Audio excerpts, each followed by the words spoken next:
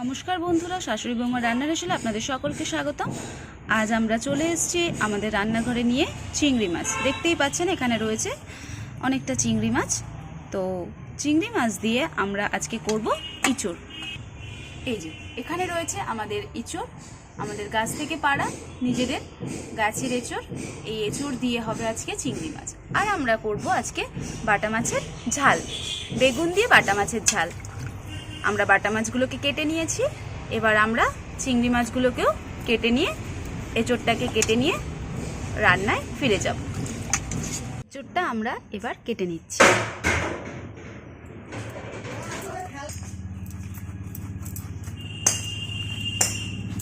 মাঝখান থেকে প্রথমে আমরা এইভাবে এঁচড়টাকে ফালি দিয়ে নিচ্ছি। এবার আমরা জল দিয়ে আঠাটাকে ধুয়ে নিলাম।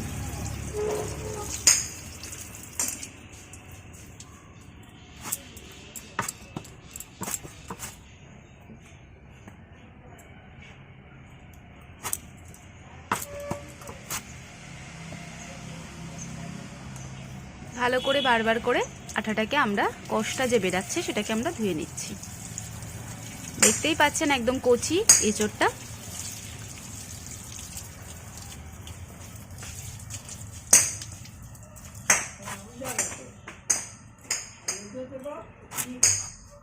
ভালো করে আমরা এগুলোকে টুকরো টুকরো করে কেটে এবার আমরা খোসাটাকে ছাড়িয়ে নেব।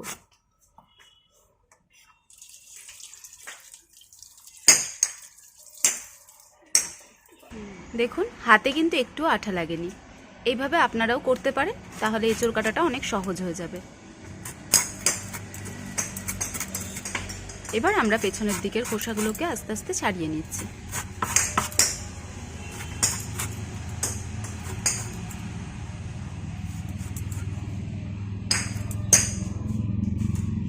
সামনের দিকের যে অংশটা আছে সেটা আমরা ফেলে দেব। এবার আমরা পিস পিস করে কেটে নেব, ব্যাস।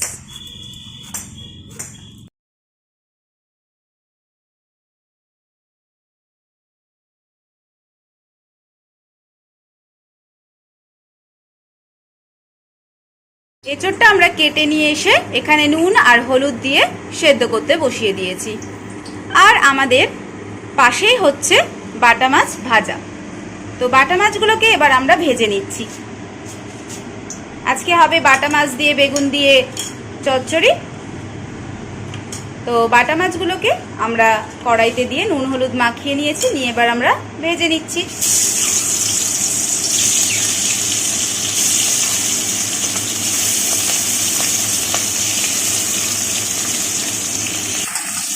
মাছগুলোকে আমরা ভালো করে ভেজে উল্টে দিচ্ছি। এক পিঠ হয়ে গিয়েছে, এবার আরেক পিঠ আমরা ভেজে নিচ্ছি।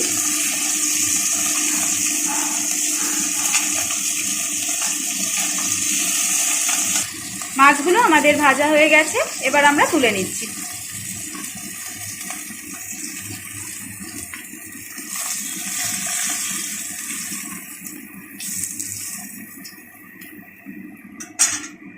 এবার আমরা কড়াইতে আরেকটু সর্ষের তেল দিয়ে বেগুনটাকে ভেজে নিচ্ছি।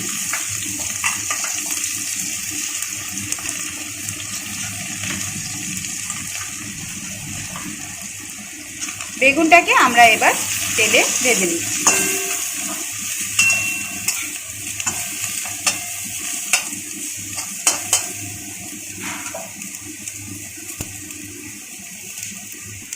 দিয়ে দিচ্ছি এতে অল্প একটু নুন, দিয়ে আমরা আবারও বেগুনটাকে ভালো করে নেড়ে চেড়ে নেব। আর দিচ্ছি অল্প একটু হলুদ।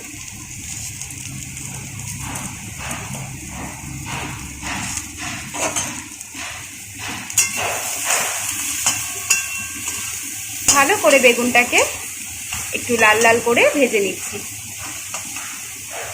আমাদের রান্নাগুলো আপনাদের কেমন লাগছে অবশ্যই কমেন্ট করে জানাবেন বন্ধুরা। আর আপনারা আর কি কি ধরনের রান্না দেখতে চান সেটাও আমাদের কমেন্ট করে জানাবেন। আমরা চেষ্টা করব আপনাদের কাছে সেটা পৌঁছে দেওয়ার।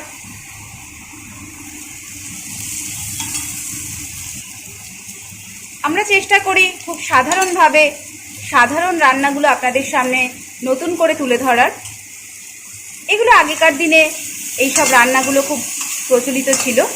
এখনও অনেকের বাড়িতেই এগুলো হয়, তবে যারা জানেন না তাদের জন্য তো রইলই, আর যারা জানেন তাদের জন্য রইল ভিডিওটা। কারণ একটু অন্যরকমভাবে আমরা রান্নাগুলো করার চেষ্টা করি, পুরনো রান্নাগুলোকে নতুন করে ফিরিয়ে আনার চেষ্টা করি। আপনারা কিন্তু আমাদের কমেন্ট করে জানাবেন কেমন লাগছে আমাদের রান্নাগুলো, আর আরও কী কী রান্না আপনারা দেখতে চান সেটা আমাদের সাথে শেয়ার করবেন। আমরা চেষ্টা করব আপনাদের সামনে সেই রান্নাগুলো নিয়ে আসার। বেগুনগুলো আমাদের ভাজা হয়ে গেছে, আমরা এবার এগুলো তুলে নিচ্ছি। বেগুনগুলো আমরা ভেজে লাল লাল করে একটু তুলে নিচ্ছি।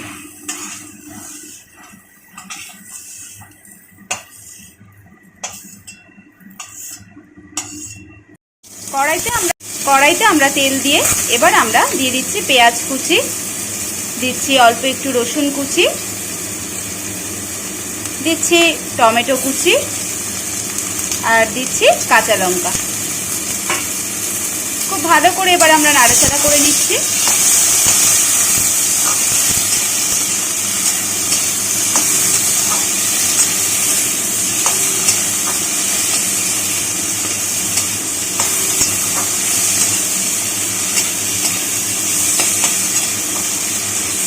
হালকা একটু ভাজা ভাজা মতো হয়ে গেলে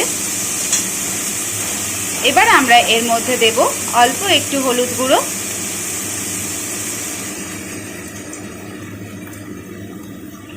দিয়ে দিচ্ছি অল্প একটু নুন, দিয়ে দিচ্ছি অল্প একটু লঙ্কার গুঁড়ো। ঝালটা আপনারা আপনাদের পছন্দ মতো ব্যবহার করবেন। দিয়ে দিচ্ছি অল্প একটু জল।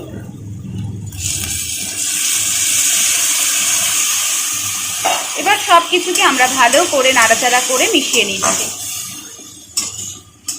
এবার একটু আমাদের অপেক্ষা করতে হবে মশলাটা একটু কষার জন্য।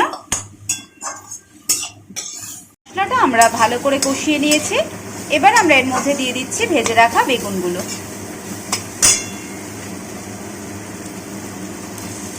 দিয়ে দিলাম ভেজে রাখা বেগুনগুলো। আবারও আমরা ভালো করে বেগুনগুলোর সাথে মশলাটাকে মিশিয়ে নিচ্ছি।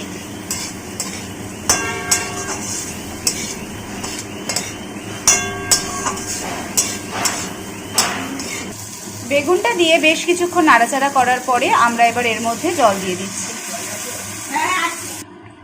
আমরা এটার মধ্যে জল দিয়ে দিলাম। এবার এটাকে ভালো করে ফুটতে দিতে হবে। ভালো করে ফুটে উঠলে তারপরে আমরা এগুলোর মধ্যে মাছ দেব। আমাদের এঁচড়গুলো সেদ্ধ হয়ে গিয়েছে, এবার আমরা এটাকে জল ঝরিয়ে নিচ্ছি। নুন হলুদ দিয়ে সেদ্ধ করা হয়ে গিয়েছে, এবার আমরা এখানে জল ঝরাতে দিয়ে দিলাম।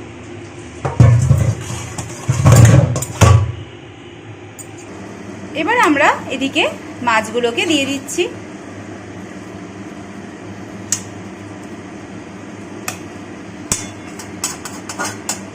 মাছগুলো আমাদের প্রায় হয়েই এসছে, আর মাছগুলো দেওয়ার পরে সামান্য কিছুক্ষণ ফুটিয়ে আমরা নামিয়ে নেব।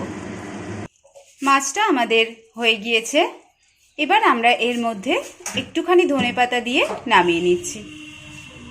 আমরা এখানে বিলাতি ধনেপাতা ইউজ করছি, আপনারা চাইলে দেশি ধনেপাতাও ইউজ করতে পারেন। আমরা এর মধ্যে দিয়ে দিলাম ধনেপাতা কুচি। রেডি হয়ে গিয়েছে আমাদের বেগুন দিয়ে বাটা মাছের ঝাল বা চচ্চড়ি।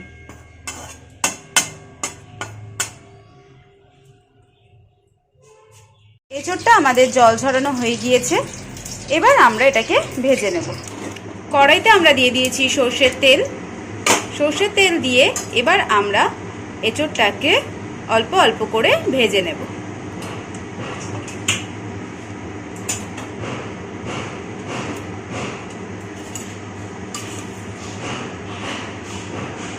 তেল আমাদের গরম হয়ে গেছে, এবার আমরা দিয়ে দিচ্ছি এঁচড়গুলো।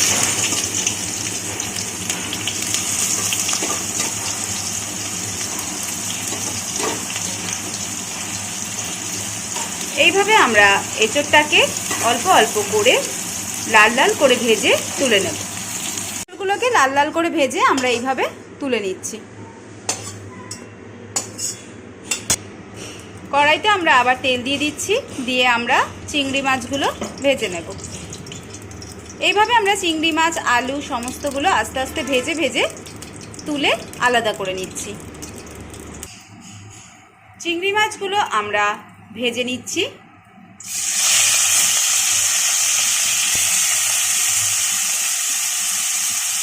অল্প একটু আমরা এর মধ্যে হলুদ দিয়ে দিলাম, আর দিয়ে দিচ্ছি অল্প একটু নুন।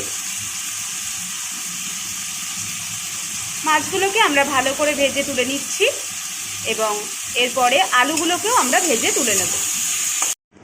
আমরা কড়াইতে আবার একটু তেল দিয়ে দিয়েছি, শুকনো লঙ্কা ফোড়ন দিয়েছি, দিচ্ছি ওর মধ্যে এলাচ, দারচিনি আর অল্প একটু জিরে।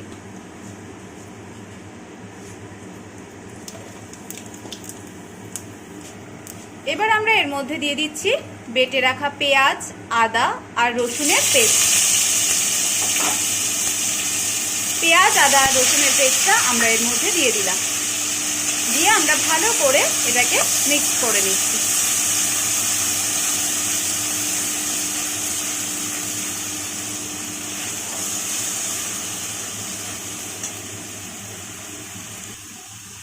এবার আমরা এর মধ্যে দিয়ে দিচ্ছি অল্প একটু হলুদ গুঁড়ো,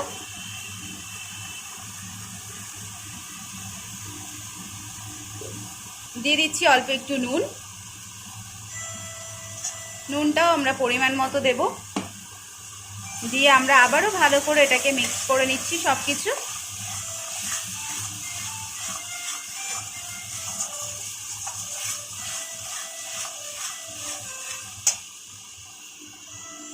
এবার আমরা এর মধ্যে দিয়ে দিচ্ছি অল্প একটু লঙ্কার গুঁড়ো, অল্প একটু লঙ্কার গুঁড়ো দিয়ে দিলাম। এর মধ্যে আমরা দিচ্ছি জিরের গুঁড়ো,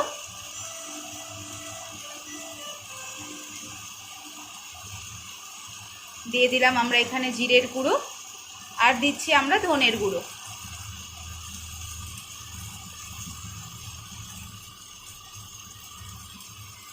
এবার আমরা সমস্ত মশলাগুলোকে আবারও ভালো করে মিশিয়ে নেব।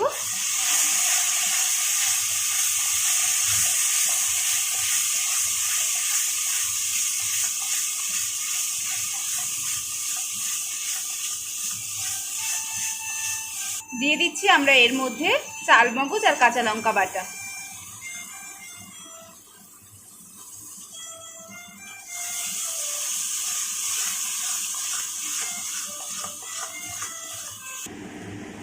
দিয়ে দিচ্ছি আমরা এর মধ্যে টক দই,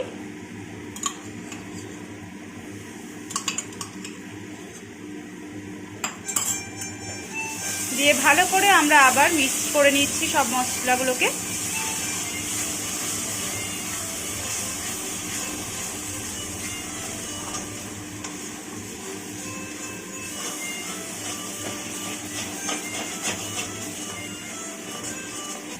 মশলা কষানো হয়ে গিয়েছে, এবার আমরা দিয়ে দিচ্ছি এর মধ্যে এঁচোড়টা, ভেজে রাখা এঁচোড়টা দিয়ে দিলাম।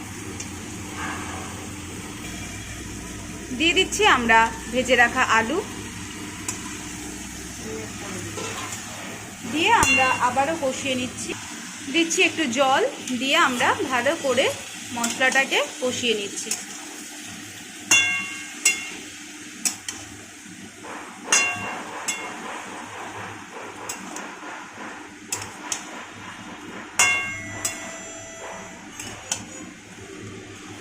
খুব ভালো করে আমরা মিশিয়ে নিচ্ছি।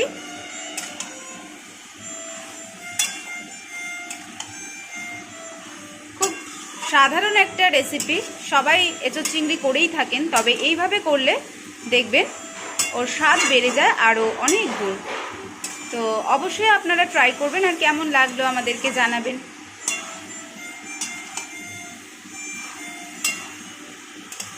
হয়ে গিয়েছে আমাদের এঁচোড়টা কষানো, এবার আমরা এতে জল দিয়ে দিচ্ছি।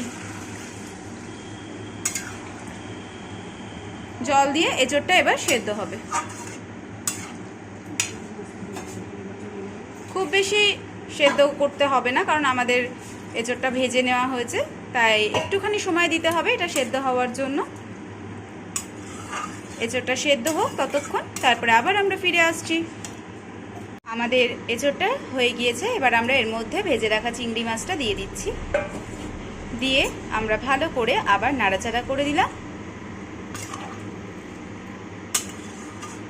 এবারে আমরা এর মধ্যে দিয়ে দেব নামানোর আগে দিয়ে অল্প একটু গরম মশলা। অল্প একটু গরম মশলা গুঁড়ো আমরা এর মধ্যে দিয়ে দিলাম।